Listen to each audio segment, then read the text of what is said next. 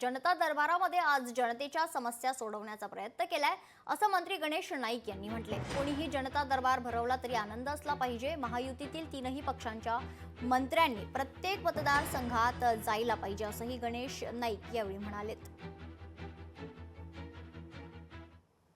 नवी मुंबईमध्ये वनमंत्री गणेश नाईक यांनी दुसऱ्यांदा जनता दरबार भरवलेला आहे आणि या जनता दरबारामध्ये असंख्य लोकांनी आपल्या समस्या घेऊन आले होते आणि समस्या सोडवण्याचं काम केलेलं आहे। आपल्यासोबत स्वतः दादा आहेत। दादा, तुम्ही दुसऱ्यांदा जनता दरबार घेतलेला आहे, काय अनुभव आलाय आता?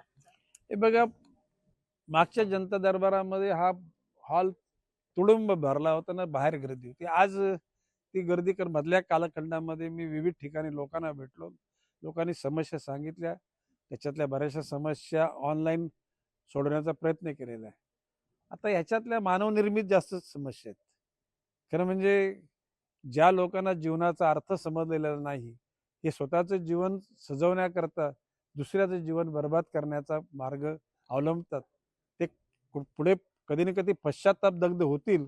परंतु मधल्या कालामध्ये ज्याला फसवलं तो तर बिचारा वंचित झालाय, परेशान झालाय आणि त्या परेशानीचं दुःख वाटतं। पाहायला गेलं तर तुम्ही जनता दरबार भरवला, त्यानंतर पुन्हा शिवसेनेकडनं देखील असाच कार्यक्रम घेण्यात आलेला, कुठेतरी राजकीय अस्वस्थता वाटते काही? नाही नाही, मला नाही वाटत। म्हणजे राजकीय अस्वस्थता म्हणजे कोणी जर दरबार भरला तर तो आनंददायी असला पाहिजे।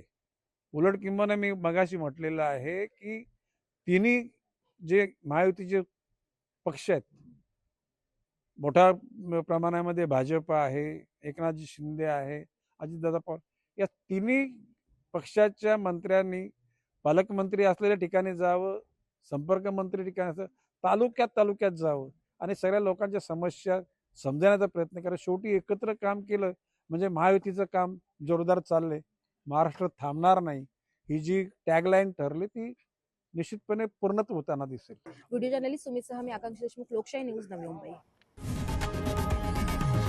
लोकशाही मराठी ऐका, पहा, जागरूक रहा।